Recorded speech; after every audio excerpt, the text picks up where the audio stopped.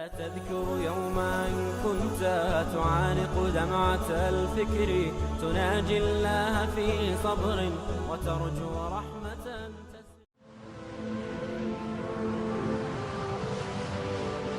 حضرت عمر رضی اللہ تعالیٰ عنہ جب ایمان لائے تو آپ نے ایک ایک کافر کے گھر کے دروازے پہ کھڑے ہو کے کہا کہ تم کمزوروں کو مارتے تھے، میں تمہیں بتانے آیا ہوں میں محمد عربی کا نوکر بن گیا۔ بلکہ آپ نے اعلان کیا جس نے اپنی بیوی کو بیوہ اور بچوں کو یتیم کروانا ہو اور اپنے ماں باپ کی کمر کو جھکانا ہو وہ عمر کے مقابلے میں آئے۔ اللہ اکبر۔ زنیرہ نامی ایک خاتون تھی، بہت کمزور، راوی کہتا ہے کہ اس کی ہڈیوں میں گودا نہیں تھا، عشق رسول تھا، اور اس کا ظالم آقا اس کو مارتا ہے، اور جب مار مار کے تھک جاتا ہے ادھر سے عمر آ رہے ہیں، یہ اسلام لانے کے پہلے کی کہانی ہے، ادھر سے عمر آ رہے ہیں تو اس نے کہا عمر تم جوان آدمی ہو تو یہ چھوڑتی نہیں ہے اپنے نبی کا نام، ذرا تم آؤ۔ عمر کوڑا پکڑ لیتے اسے مارتے مارتے تھک جاتے ہیں تو پانی پینے لگتے ہیں، تو کہتے ہیں مجھے تیرے پہ ترس نہیں آیا لیکن میں ذرا پانی پینے لگا ہوں، اور پھر گلے کے اندر ڈال کر کے کوڑا اور اس کی رسی کو بل دیتے ہیں اور اس کی آنکھیں باہر نکل آتی ہیں اور کہتے ہیں بلا اپنے نبی کو جو تیری آنکھوں کی بینائی واپس کرے۔ اللہ اکبر۔ تو اس نے آسمان کی طرف منہ کر کے کہا مالک میں کبھی بھی آنکھوں کی بینائی نہ مانگتی لیکن اب تیرے نبی کی عزت کا سوال ہے۔ آنکھوں کی بینائی واپس ہو جاتی ہے۔ زنیرہ کو بڑا مارا، آج عمر گلیوں میں آنکھوں میں آنسو ہیں اور عجیب دل بے تاب ہے، اور کہتے ہیں آؤ بھئی میں حضور کا غلام بن گیا ہوں، تمہیں بتانے آیا ہوں۔ زنیرہ نے موڑ کاٹا تو آگے عمر یہ آواز دے رہے تھے۔ زنیرہ ایک کونے پہ کھڑے ہو کے رو کے کہتی ہے عمر تم تو بڑے اس دن جوش و غضب میں تھے اور تم مارتے ہوئے تھکتے نہیں تھے۔ تو عمر نے کہا زنیرہ اس دن میں نے دیکھا نہیں تھا، اب میں محمد عربی کو دیکھ آیا ہوں۔ جنہ ویکھیا نہیں ہو کرن گلاں، جنہ ویکھیا نہیں ہو کرن گلاں، جنہ ویکھیا ہو تے بول دے، جڑے محرم راز حقیقت دے اور راز حقیقت کھول دے۔ تو حضرت عمر رضی اللہ تعالیٰ عنہ ایمان لائے۔ حضرت عبداللہ ابن مسعود رضی اللہ تعالیٰ عنہ فرماتے ہیں کہ حضرت عمر کا ایمان لانا مسلمانوں کے لیے عزت کا سبب تھا، ان کا ہجرت کرنا مسلمانوں کی نصرت تھی اور ان کی خلافت مسلمانوں کے لیے رحمت تھی۔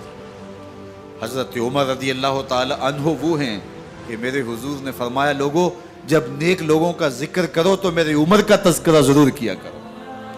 میرا عمر وہ ہے کہ جب وہ ایک سمت سے آ رہا ہو، ایک گلی اور بازار سے آ رہا ہو تو شیطان بھی آ رہا ہو عمر کو دیکھ کے راستہ تبدیل کر لیتا ہے۔ حضرت عمر رضی اللہ تعالی عنہ کی طبیعت کے اندر جو جاہ و جلال تھا، طبیعت کے اندر جو سختی تھی، وہ اسلام کے اندر آ کر بھی قائم رہی، اور آپ نے وہی سختی، وہی جاہ و جلال جو پہلے مسلمانوں کے خلاف تھا اب کفار کے خلاف، منافقین کے خلاف حضرت عمر کی طبیعت کے اندر وہ جوش و خروش بدستور موجود ہے۔ لیکن جس دن آپ خلیفہ بنے تو اس دن آپ نے ممبر پہ چڑھ کے جو خطبہ دیا اس میں کہا لوگوں میں سخت اس لیے تھا کہ رسول اللہ نرم تھے، پھر میں سخت اس لیے تھا کہ حضرت ابوبکر صدیق نرم تھے، اب میں تخت خلافت پہ بیٹھا ہوں، اب میری سختی جو ہے وہ نرمی میں تبدیل ہو گئی، صرف فاسقوں، فاجروں اور باغیوں کے لیے میں سخت ہوں، باقی تمہارے لیے نرم ہوں۔ سب سے کم جو تنخواہ بیت المال سے اگر کسی وجود نے لی ہے تو وہ حضرت عمر رضی اللہ تعالیٰ عنہ نے صرف 2 جوڑے لیتے تھے سال میں، اور راوی کہتا ہے کہ میں نے دیکھا ہے کہ اس میں بھی 17 پیوند لگے ہوتے تھے۔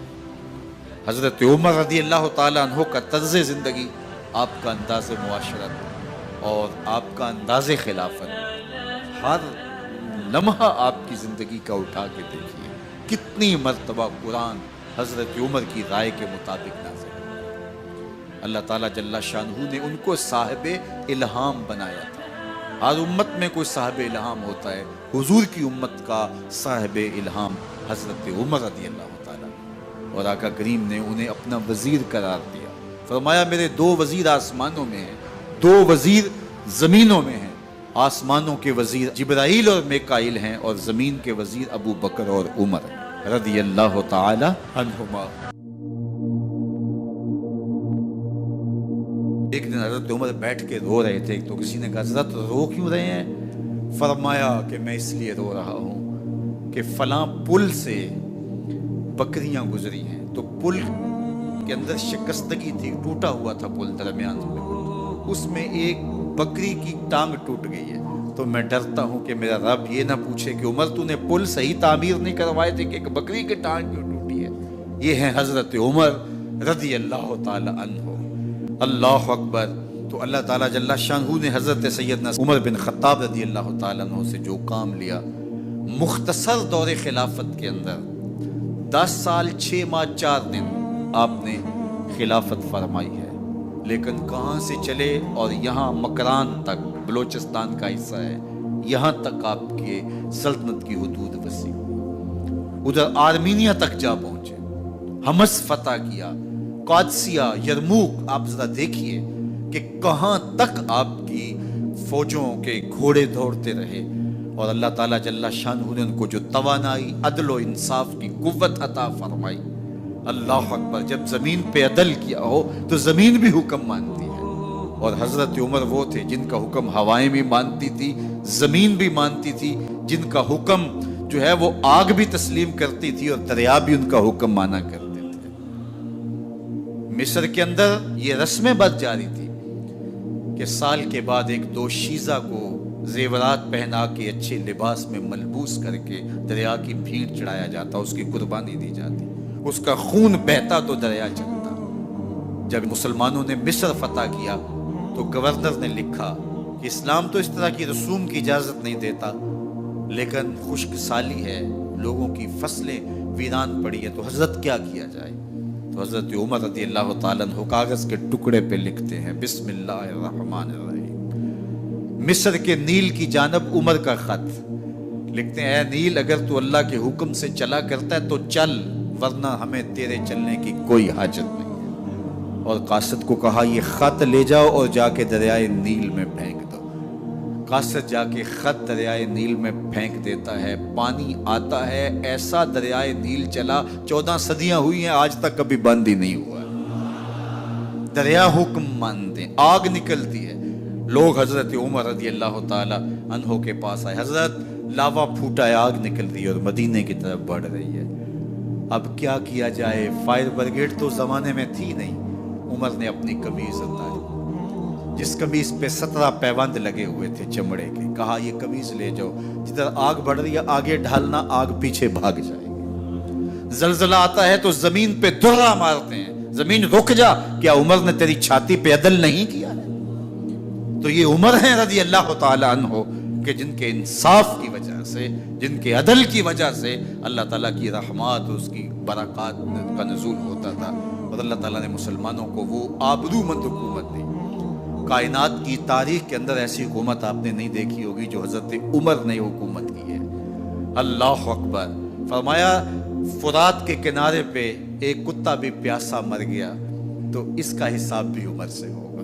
باہر سے سفیر آتا ہے اور آ کے پوچھتا ہے کہ میں امیر المومنین کے، مسلمانوں کے حکمران کے محل میں جانا ہے، تو مسکرا کے کہتے ہیں ہمارے امیر کا تو کوئی محل نہیں ہے۔ کہا کہاں ہے تمہارا امیر؟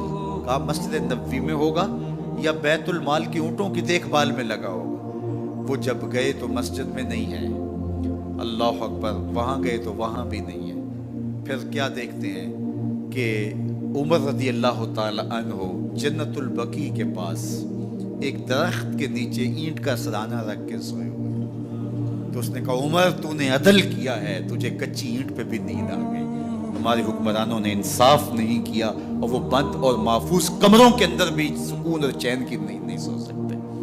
حضرت سیدنا عمر رضی اللہ تعالیٰ عنہ نے اس طرح ان امور سلطنت نبھائے۔ آپ دن کو لوگوں کی دیکھ بھالی کرتے، لوگوں کی ضروریات سنتے سمجھتے، اور جب رات پڑتی لوگ سو جاتے، عمر مدینے کی گلیوں میں پہرا دیتے۔ کائنات نے کوئی ایسا بھی حکمران دیکھا ہوگا؟